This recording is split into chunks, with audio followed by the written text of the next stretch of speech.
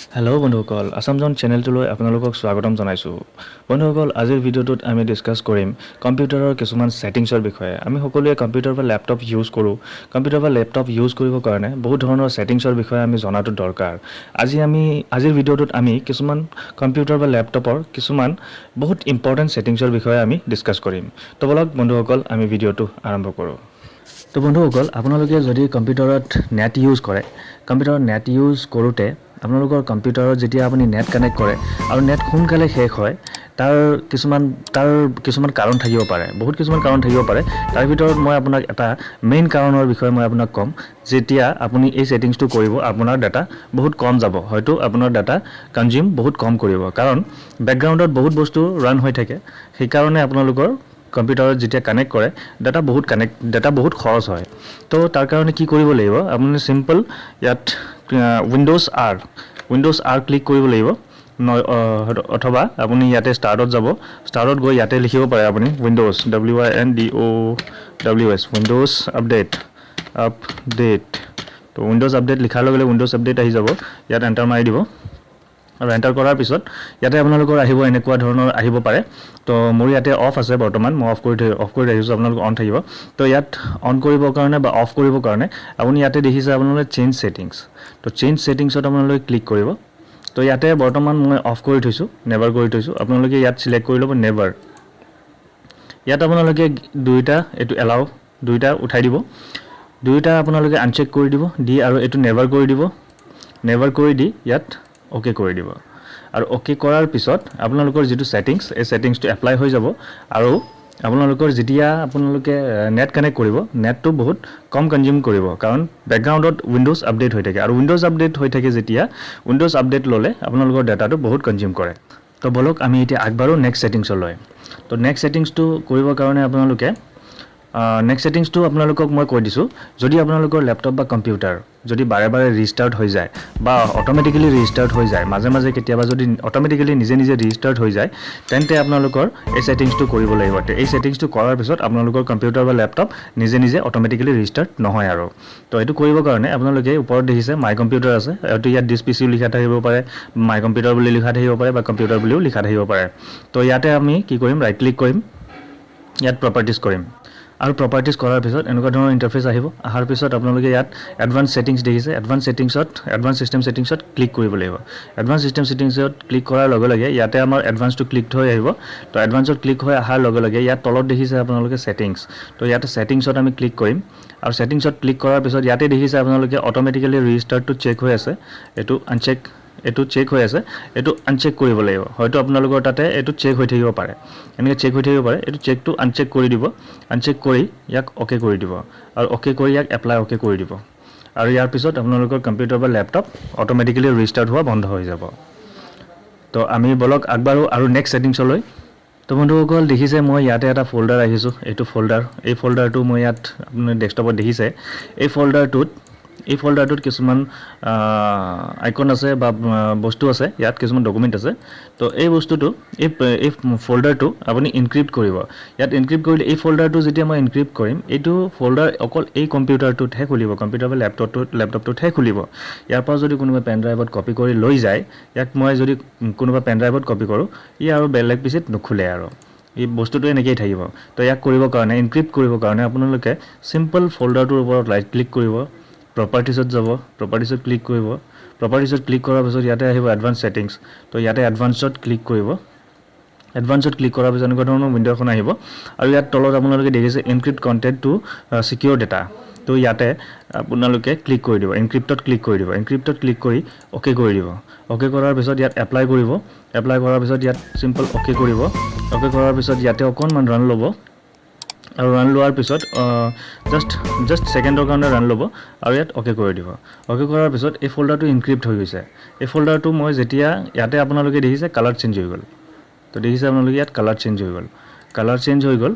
ইয়াত যদি এতিয়া কোনোবাই এই ফ'ল্ডাৰটো কপি কৰি পেন ড্ৰাইভত লৈ যায়, কপি কৰি লৈ গ'লে একো কাম নহ'ব, কাৰণ সেই কম্পিউটাৰত কামেই নুখুলে আৰু। অকল এই ফ'ল্ডাৰটো এইটো কম্পিউটাৰতহে খুলিব, আন কোনো কম্পিউটাৰ বা লেপটপত এই ফ'ল্ডাৰটো নুখুলে, খুলিলেও কাম নকৰে।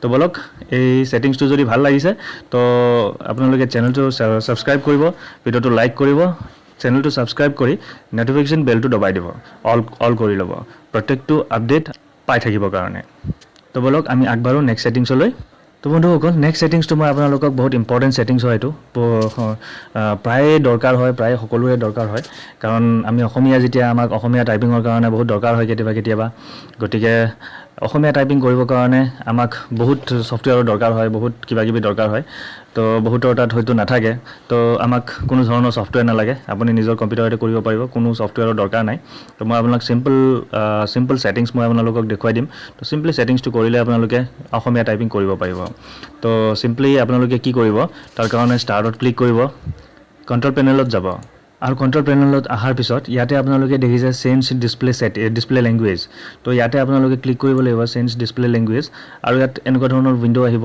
আৰু ইয়াত আপোনালোকে ক্লিক কৰি দিব চেঞ্জ কিবৰ্ডত ক্লিক কৰাৰ পিছত ইয়াতে দেখিছে মই আছামিজ লোৱাই আছে আপোনালোকে ইয়াত আছামিজটো ইয়াত আপোনালোকৰ নাহিব অকল ইংলিছ থাকিব তো ইয়াত ল'বৰ কাৰণে আপোনালোকে এডত ক্লিক কৰিব এডত ক্লিক কৰাৰ পিছত ইয়াতে আপোনালোকে চিম্পলি আছামিজ বিচাৰিব লাগিব তো আছামিজ এইটো আছে ইয়াতে দেখিছে আছামিজ তো মই এইটো চিম্পলি আপোনালোকৰ এনেকুৱা থাকিব তো প্লাছত আপোনালোকে ক্লিক কৰিব প্লাছত ক্লিক কৰাৰ পিছত এনেকুৱা ধৰণৰ আহিব তাৰপিছত আপোনালোকে কিবৰ্ডত ক্লিক কৰিব আৰু ইয়াত দেখিছে আছামিজ তো মই ইয়াতে আছামিজত ক্লিক কৰি দিছোঁ আছামিজত ক্লিক কৰি দিয়াৰ পিছত অ'কে কৰি দিব অ'কে কৰি এইটো অ'কে কৰি দিব এইটো অ'কে কৰি এইটো অ'কে কৰি দিব আৰু আমাৰ ছেটিংছটো হৈ গ'ল তো এতিয়া আপোনালোকে ইয়াক টাইপ কেনেকৈ কৰিব এইটো কাম কেনেকৈ কৰিব মই তাকে আপোনালোকক দেখুৱাই দিছোঁ এইটো কাম কেনেকৈ কৰিব পাৰিব আপোনালোকে ইয়াত কাম কৰিবৰ কাৰণে আপোনালোকে চিম্পলি মই ইয়াত পেইণ্ট খুলি লৈছোঁ বাৰু পেইণ্ট খুলি লৈ পেইণ্টটো খুলি লোৱাৰ পিছত ইয়াতে মই চিম্পলি ফন্ট সাইজটো অকমান বঢ়াই দিছোঁ তো ইয়াত মই এতিয়া যদি টাইপ কৰোঁ কিবা আপোনালোকে দেখিছে ইয়াত ইংলিছত আহি আছে ইংলিছ ইয়াতে ইংলিছ আহি আছে তো ইয়াত অসমীয়া কৰিবৰ কাৰণে কি কৰিব লাগিব তো চিম্পলি আপোনালোকে দেখিছে ইয়াতে দেখিছে তলত এই কাৰ্জাৰটো আপোনালোকে যদি দেখিছে ইয়াত তলত চাওক ইয়াত EN বুলি আছে EN মানে ইংলিছ তো ইংলিছত মই ইয়াত ক্লিক কৰিম ইংলিছত ক্লিক কৰাৰ লগতে ইয়াতে দেখিছে আপোনালোকে আছামিজ বুলি আহি গৈছে ইংলিছ আহিছে ওপৰত তলত আছামিজ বুলি আহিছে মই ইয়াত আছামিজত ক্লিক কৰি দিম আৰু আছামিজত ক্লিক কৰি দিয়াৰ লগতে ইয়াতে চাওক আপোনালোকে মই যদি টাইপ কৰোঁ ইয়াত সব আছামিজত টাইপ হৈ থাকিব ইয়াত অসমীয়াত টাইপ হৈ যাব মই ইয়াতে অসমীয়াত টাইপ কৰিব পাৰোঁ যি মন যায় মই অসমীয়াত টাইপ কৰিব পাৰোঁ তো এনেকৈ আপোনালোকে ছেটিংছটো এপ্লাই কৰি অসমীয়াত টাইপ কৰিব পাৰিব বলক আমি নেক্সট ছেটিংছত আগবাঢ়ি যাওঁ আৰু নেক্সট ছেটিংছত আগবাঢ়ি যোৱাৰ আগতে মই আপোনালোকক আৰু এটা কথা কৈ দিওঁ আপোনালোকে যদি চেনেলটো ছাবস্ক্ৰাইব কৰা নাই চেনেলটো ছাবস্ক্ৰাইব কৰি লওক আৰু নটিফিকেশ্যন বেলটো দবাই লওক নতুন ভিডিঅ'ৰ আপডেট আপোনালোকে পাই থাকিব আৰু বহুত ইউজফুল ভিডিঅ' আপোনালোকে ইয়াত পাই থাকিব তো তাৰ কাৰণে চেনেলটো ছাবস্ক্ৰাইব কৰি লওক তো বলক আমি নেক্সট ছেটিংছটোৰ বিষয়ে জানি লওঁ তো নেক্সট ছেটিংছটো হ'ল আপোনালোকে ইয়াতে ষ্টাৰত ক্লিক কৰিব ষ্টাৰত ক্লিক কৰি ইয়াতে লিখি দিব CMD ক্লিক কৰাৰ লগে লগে এনেকৈ আহিব এণ্টাৰ কৰি দিব ইয়াতে এনেকুৱা ধৰণৰ আপোনাৰ CMD কমাণ্ড ফৰ্মটো আহি যাব ইয়াত কমাণ্ড ফৰ্মটো অহাৰ পিছত আপোনালোকে মই কৈ দিওঁ ইয়াৰ কাম কি যদি আপোনালোকৰ কোনোবা ৱেবছাইটৰ IP এড্ৰেছ যদি জানিব লাগে আপুনি IP এড্ৰেছ কি ধৰি লওক google.com যদি IP এড্ৰেছ আপোনাৰ দৰকাৰ হয় IP এড্ৰেছটো কোনটো IP এড্ৰেছ হয় google.com তো সেইটো যদি জানিব লাগে তো আপুনি চিম্পলি ইয়াতে আহিব ইয়াত আহি পিনে আপোনালোকে চিম্পলি লিখিব পিং লিখি এটা স্পেচ দিব তাৰপিছত লিখিব গুগল মই সাপোজ google.com লিখি দিছোঁ google.com বিষয়ে জানিব লাগে মই তো google.com লিখি দিছোঁ google.com লিখিলোঁ এণ্টাৰ কৰি দিলোঁ তো ইয়াত আহিছে চাওক google.com যিটো আপোনাৰ IP এড্ৰেছ হয় ইয়াতে শ্ব' কৰিছে তো আপোনালোকে এনেকৈ কৈ যিকোনো ৱেবছাইটৰ আপোনালোকে IP এড্ৰেছ জানিব পাৰিব কমাণ্ড ফৰ্মত গৈ পিনে তো বন্ধুসকল ভিডিঅ'টো যদি ভাল লাগিছে শ্বেয়াৰ কৰিব বন্ধুবৰ্গৰ সৈতে আৰু চেনেলটো ছাবস্ক্ৰাইব কৰিব নাপাহৰিব তো আকৌ লগ পাম নেক্সট আৰু এটা ভিডিঅ'ত তেতিয়ালৈকে বাই চেনেলটো ছাবস্ক্ৰাইব কৰি ল'ব আৰু নটিফিকেশ্যন বেলটো দবাই ল'ব ধন্যবাদ